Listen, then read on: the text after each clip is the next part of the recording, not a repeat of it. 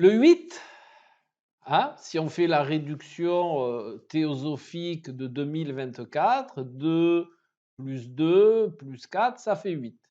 Donc, nous sommes dans une année 8.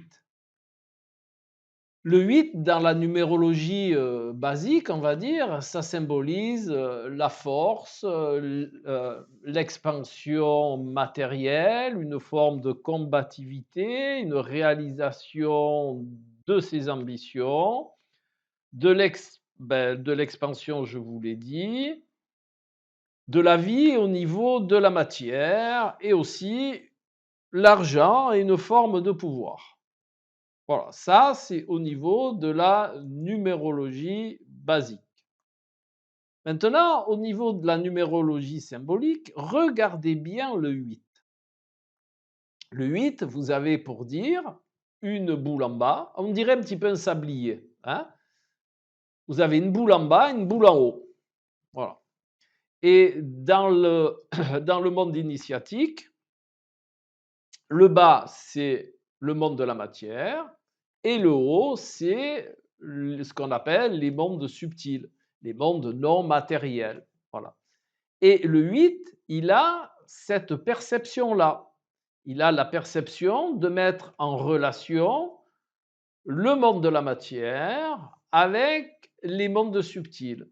Mais le 8, il a une spécificité, c'est le croisement. Regardez le 8 à l'écran, vous verrez qu'au milieu, il y a un croisement.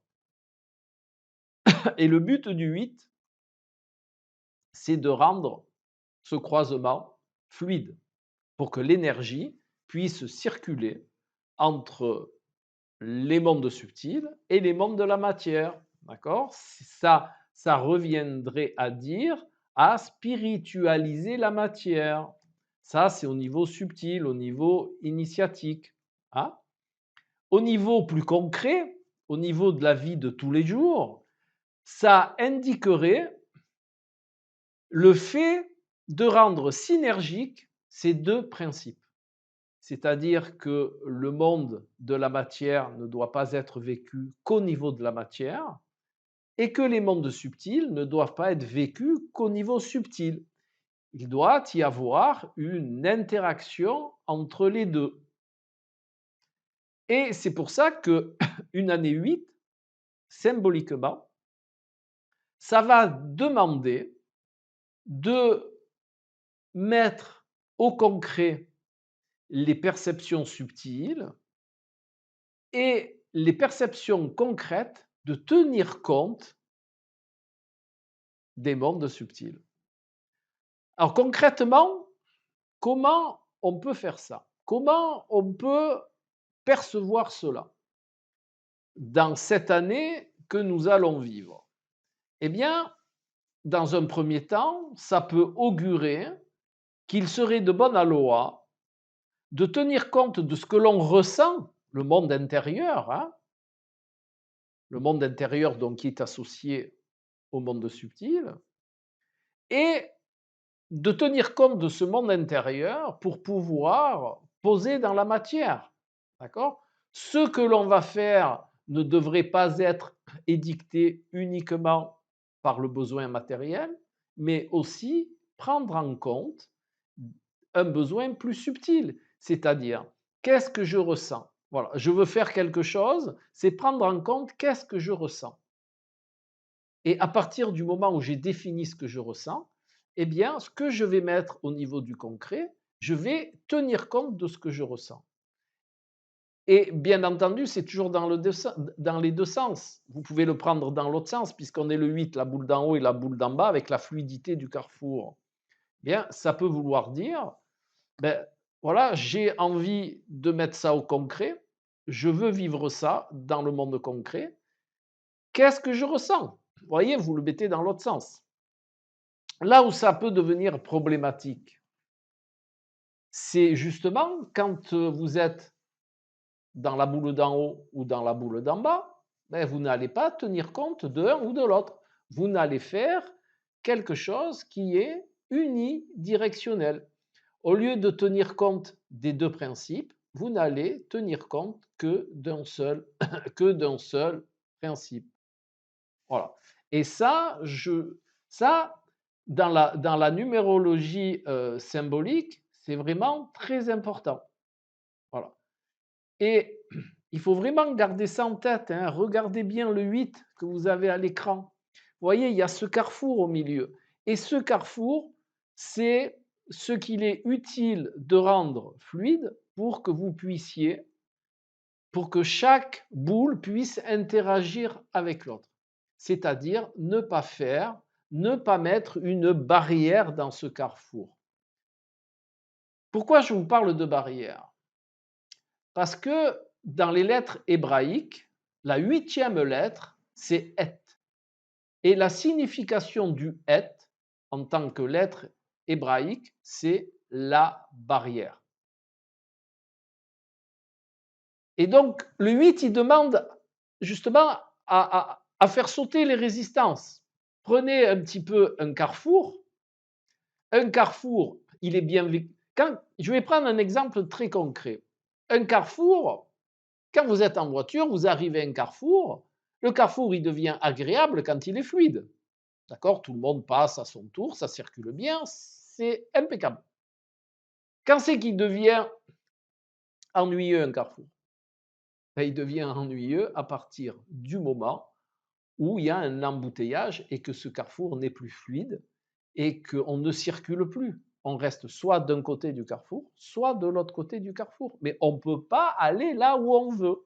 Eh bien, c'est un petit peu pareil. Le symbolisme du et, donc la barrière, c'est ce qui sépare l'intérieur, donc ce qui est en soi, de l'extérieur, ce qui est hors de soi. Et si vous comprenez bien ce que je veux vous dire dans ce 8, eh bien, c'est qu'on doit tenir compte de l'intérieur de soi et de l'extérieur.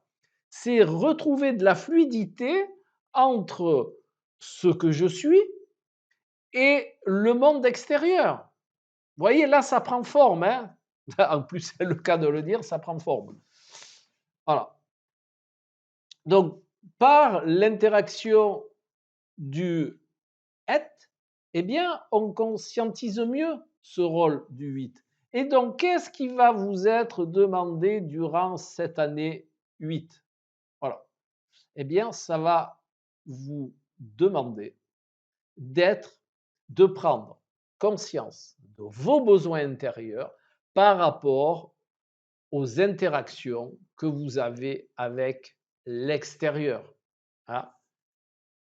Ça va vous demander la différenciation dans votre esprit, dans votre fort intérieur, mais aussi dans votre cerveau, de prendre conscience qu'il y a un monde intérieur en vous et qu'il y a un monde extérieur dans lequel vous vivez.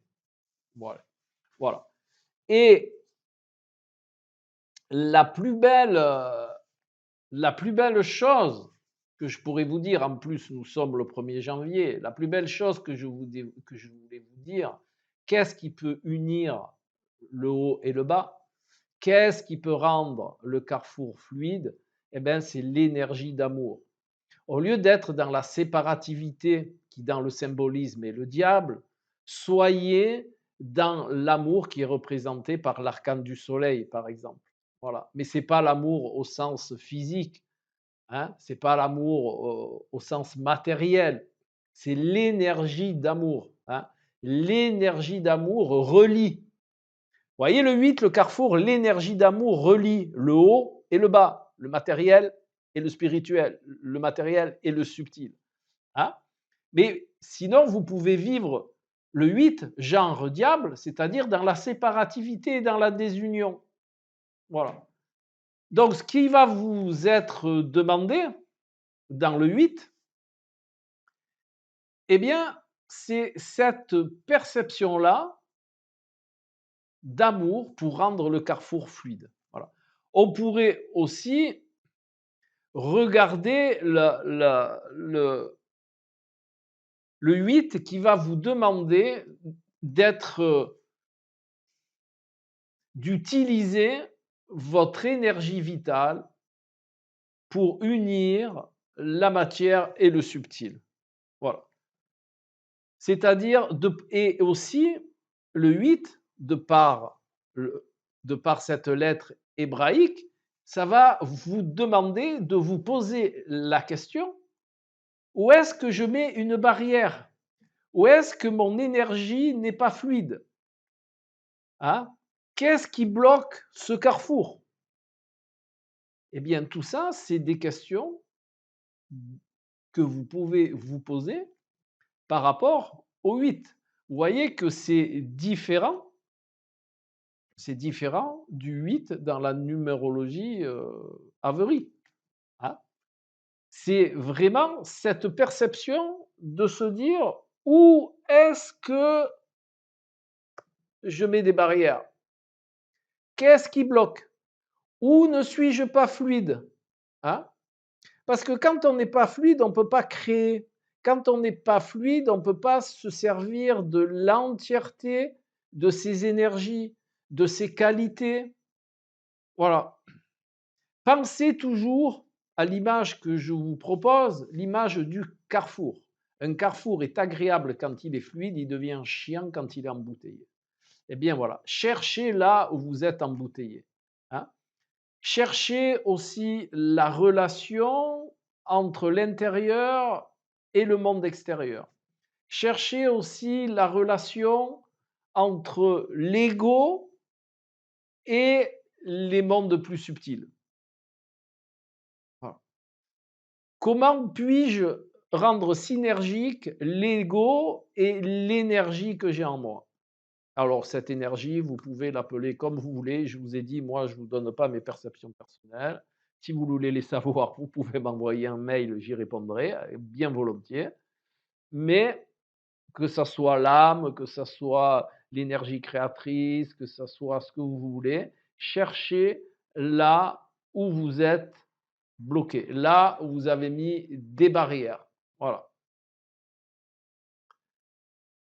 Vous avez un principe aussi qui est intéressant avec le 8 pour voir si vous êtes dans la fluidité, créer la synergie entre la matière et les mondes subtils. Voilà. Sans ça, avec le 8, s'il y a des barrières, s'il y a des blocages, eh bien, vous risquez de ressentir des choses comme la colère, d'être attentiste ou d'être souvent déçu ou d'être dans l'autoculpabilisation.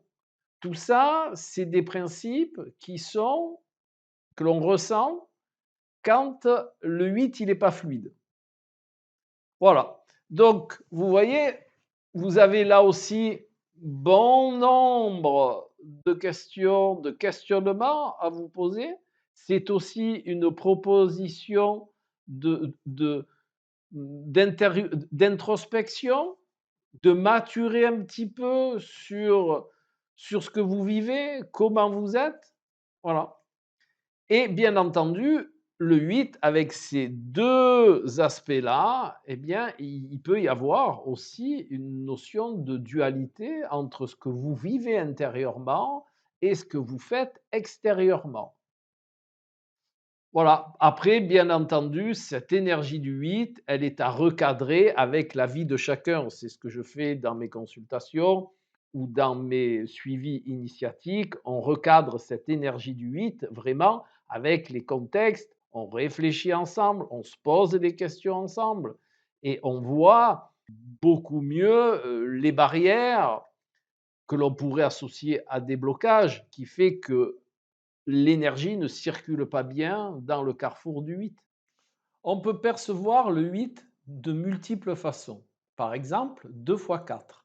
Le 4 étant le symbole du carré, le 2, 2 fois 4 étant la dualité, ça va opposer ou rendre complémentaire la structure du haut, du monde subtil, avec la structure du bas, le monde de la matière.